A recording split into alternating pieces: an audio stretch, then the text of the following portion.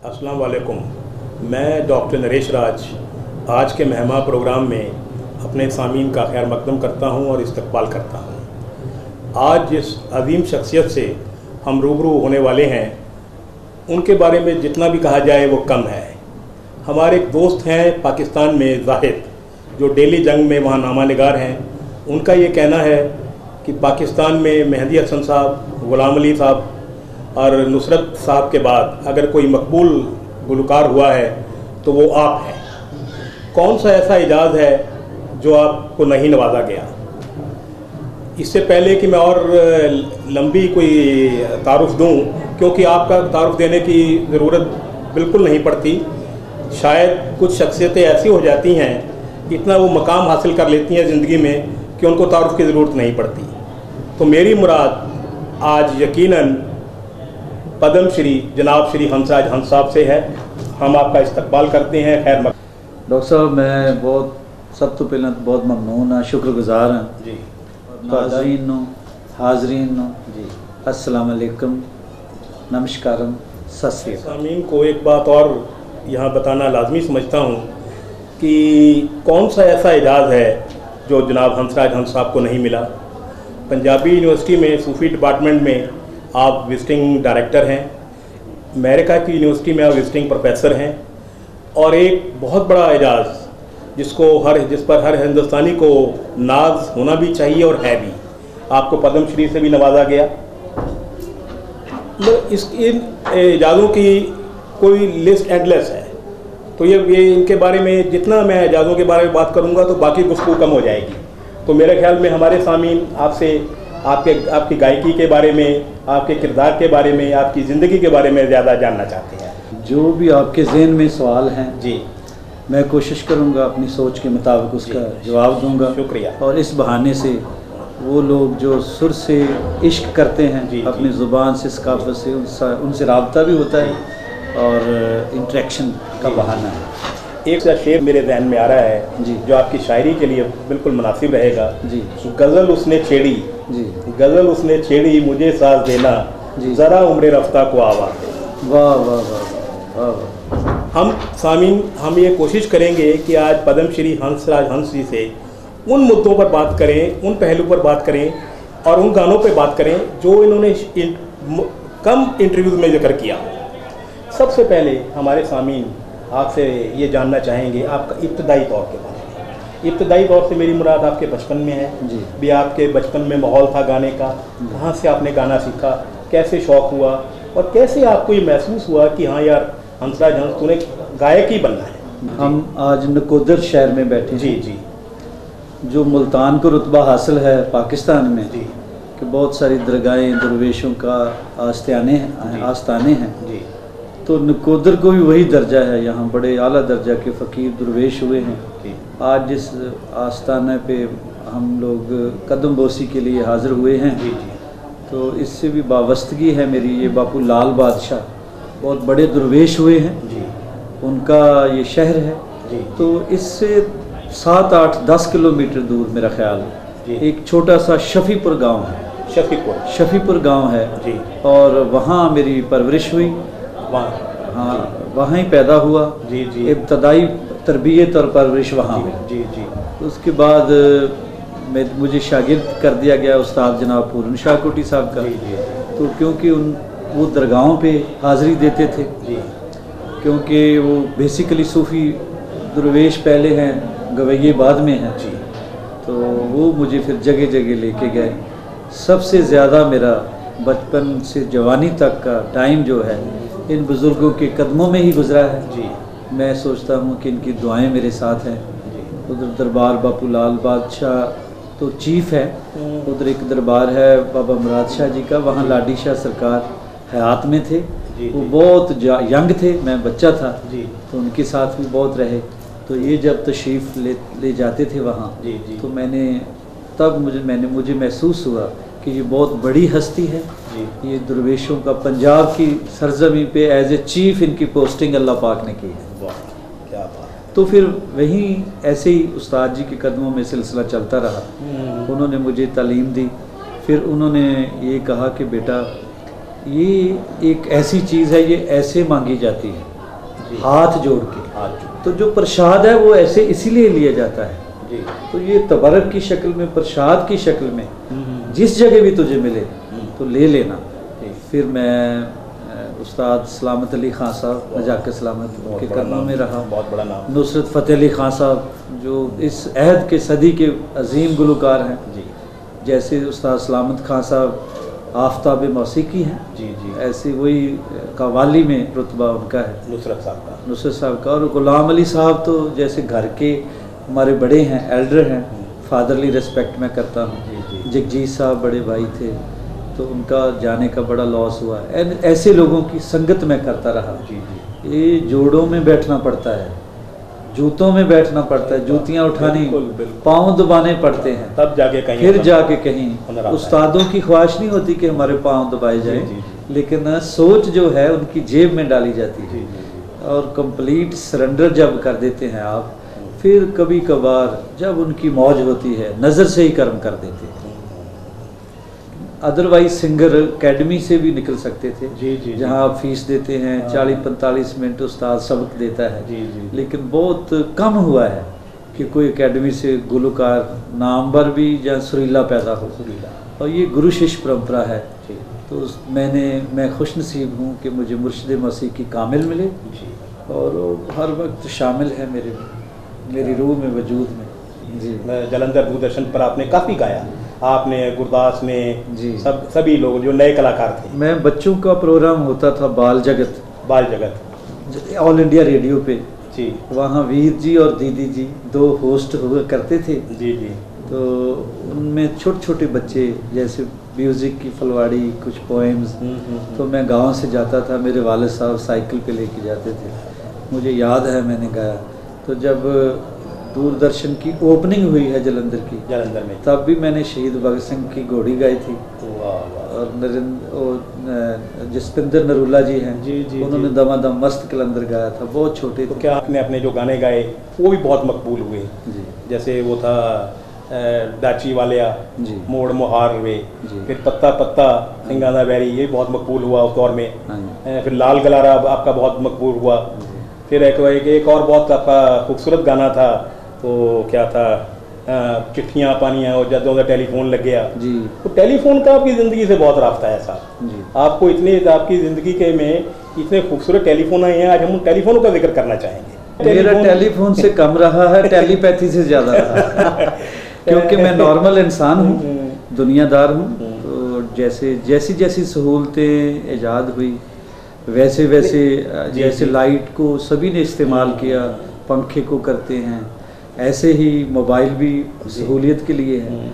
लेकिन जब मोबाइल बंदे को यूज़ करता है तब मुश्किल है, जब मोबाइल का मिसयूज़ होता है फिर बुरी बात है। तो अपनी ज़रूरत के लिए मैंने भी फ़ोन किया, तो उस फ़ोन पे बहुत खूबसूरत लोगों की मैंने आवाज़ें सुनी। मैं वही खूबसूरत लोगों की जिक्र कर रहा हूँ जी आपसे, जैसे लता जी का भी जिक्र करना है टेलीफोन पर आपका, फिर सायरा जी का जिक्र करना था जी जी। तो ये वो टेलीफोन, मेरा मकसद उस टेलीफोन से था। ओके सबसे पहले तो मैं अर्ज करूँगा कि जब कच्चे धागे फिल्म, पहली फिल्म खान साहब जी की बन रही थी, तो टेलीफोन पे मुझे उस वक्त लैंडलाइन फ़ोन थे जी जी। उनके सेक्रेटरी हैं इकबाल कसूरी साहब जी, तो उन्होंने फ़ोन किया कि खान साहब याद फरमा रहे हैं। फिर मैं बॉम्बे गया, तो वो गाना कच्चे धागे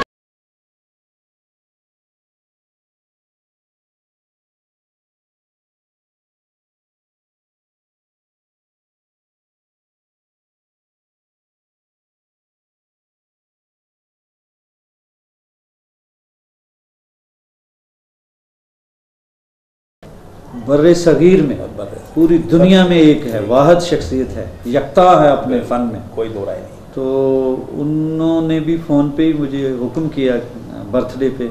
तो पिछले दिनों तब आप एक मैं माफ़ी चाहूँगा, माजरत चाहूँगा, इसके साथ और किस्सा है जो आप बहुत कम लोगों को बताते हैं। मैं चाहूँगा आप हमारे सामीन को ये बताएं उस वक्त आप कहाँ थे, क्या कर रहे थे और कैसे आए और फिर कैसे वापस गए। ये वक्त मैं इंग्लैंड में शो कर रहा था जी, टूर चल रहा था मेरा जी जी। तो आदिनाथ मंगेशकर उनके भतीजे हैं, उन्होंने कहा लता दीदी फ़ोन करेंगे। तो आप सोच सकते हैं कि अनएक्सपेक्टेड इतनी अजीम शख्सियत को का आपको फ़ोन सुनना पड़ जाए और आवाज़ और आपकी कैफियत जो है वो अजीबोगरीब है। फिर वही होता है कि वो मुझसे हुए हैं हम कलाम, अल्लाह अल्लाह, कहाँ मैं कहाँ ये मकाम, अल्लाह अल्लाह। तो लता जी ने देखो उनकी वो मैसेज भी उनका मिल जाए तब तो कोई दुनिया का बंदा नहीं जो पहले तो फ़ोन को चूमेगा, बिल्कुल बिल्कुल, फिर शुक्र करेगा कि मुझे बुलाया। तो इसीलिए वहाँ जाके उनके बर्थडे पे जब मैं गया तो मैंने यही बोला था कि उसे मिल गए दोनों जहां जिसे तूने दर पे बुला लिया, तेरी नज़र की वो कशिश हुई कि ज़माने भर को झुका लिया, तेरा इश्क मेरा सरूर है, मेरी बंदगी भी तो अजीब है। तो बहुत अच्छे ये फ़ोन मुझे याद रहेंगे। खान साहब गुलाम अली खान साहब अक्सर फ़ोन पे रब्ता रहता है, पूरी दुनिया में वो भी घूमते हैं, मैं भी। फ़ोन एक खूबसूरत ज़रिया है ख़तो ख़िताब के बाद। बिल्कुल, लेकिन जो आप जिस गाने का जिक्र किया उसमें यही था कि ख़त भी लिखा करो कभी कभी अपनी खूबसूरती है। जब पैगंबर जो डाकिया नीले रंग का लिफाफा लेके आता था तो किसी का ख़त आता था तो मुझे याद है मैं उसका कितना एहतराम करता था। बाज़ दफ़ा तो मैं पाँव छूता था कि किसका ख़त ले आया, एक लंबी इंतज़ार के बाद। तो उस कैफियत का जिक्र मैं आपसे एक गुजारिश करूंगा कि नुसरत साहब के साथ जो आपने गाना गाया था वो हमारे सामीन के लिए अगर गुनगुना दें तो आपका बहुत करम होगा।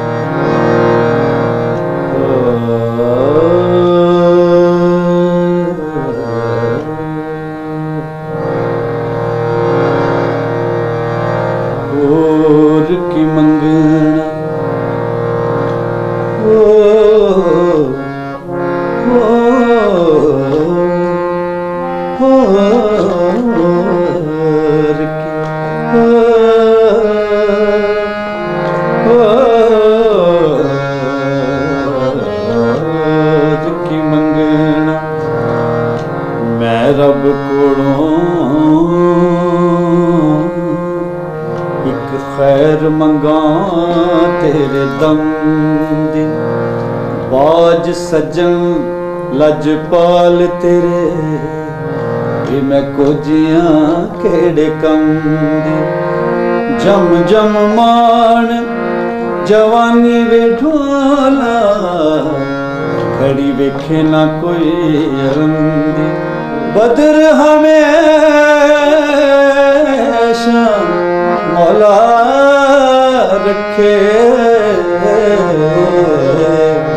ढोलत ते नजर करम दी। नित खैर मंगा, नित खैर मंगा सोनिया मैं तेरी, दुआ ना कोई होर मंग दी।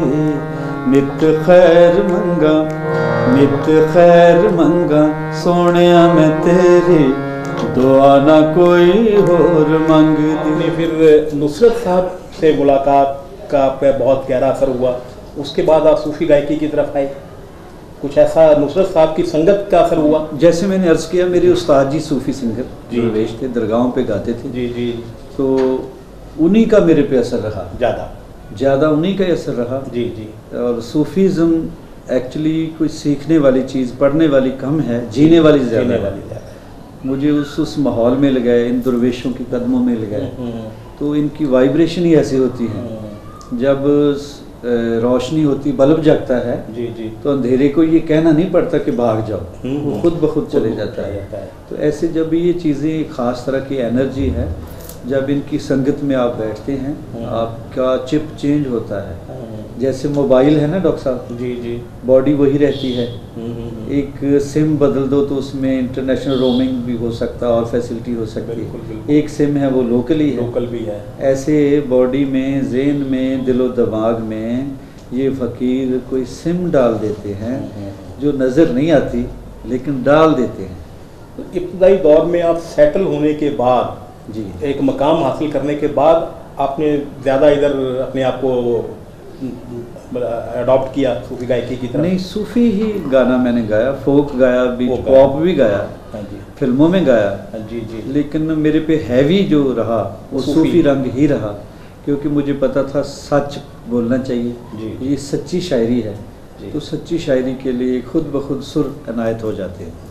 आज से 14 साल पहले मेरी और हंसराज साहब की दोस्ती शुरू हुई थी, तब भी ये बहुत खूबसूरत इंसान थे, आज भी बहुत खूबसूरत हैं। इनसे खूबसूरती का जिक्र मैं इसलिए कर रहा हूँ कि आपने फ़िल्म की बात की भी, फिल्म में आपने गाया, तो आपके जितने कंटेम्प्रेरी हैं, गुरदास है या हरभजन है या सरबजीत है, इवन वो नया लड़का अमरिंदर है, ये सब फिल्मों में आजकल अदाकारी भी कर रहे हैं। तो आप इतने माशाल्लाह खूबसूरत होते हुए तो आपके जहन में नहीं आया कभी यार चल कभी हीरो बने या कोई फिल्म कर लें, ऐसा नहीं आया? जिन भी फनकारों का आपने नाम लिया, जी जी, सबसे पहले तो मैं उन सब को बहुत मानता हूँ, बहुत प्यार करता हूँ जी। मेरे से सब सीनियर भी हैं, कुछ एक नाम जो लिए वो जूनियर मेरे छोटे भाई हैं। जी जी, गुड लक टू देम। वो एक्टर के तौर पे भी, सिंगर के तौर पे भी कामयाब हैं। मैंने एक फिल्म की थी हीरो के तौर पे, मेहंदी शगना दी, अनीता राज उसमें हीरो थी। वाह। तो योगराज साहब और प्रीति सप्रू पहली फिल्म थी, मलकीत साहब से मलकीत सिंह साहब थे। जी जी। तो फिर मैं जब फिल्म रिलीज़ हुई तो सेकंड मूवी एक थी हीर रांझा शुरू हुई, उसमें अमर नूरी साहबा थे जी, जो बहुत ही बाकमाल आर्टिस्ट भी हैं, मेरे लिए बहुत इज्जत की जगह है। सरदूल भाई जिया साहब के शरीके हयात हैं जी। तो फिर मुझे यही लगा कि मेरा अव्वल इश्क जो है वो सुर से है। एक्टिंग में बहुत कुछ और करना पड़ता है। आजकल इनकी हिम्मत है, ये कर लेते हैं। आजकल तो मेरे जो बेटे हैं जी जी, वो दोनों एक्टर भी हैं, सिंगर भी हैं।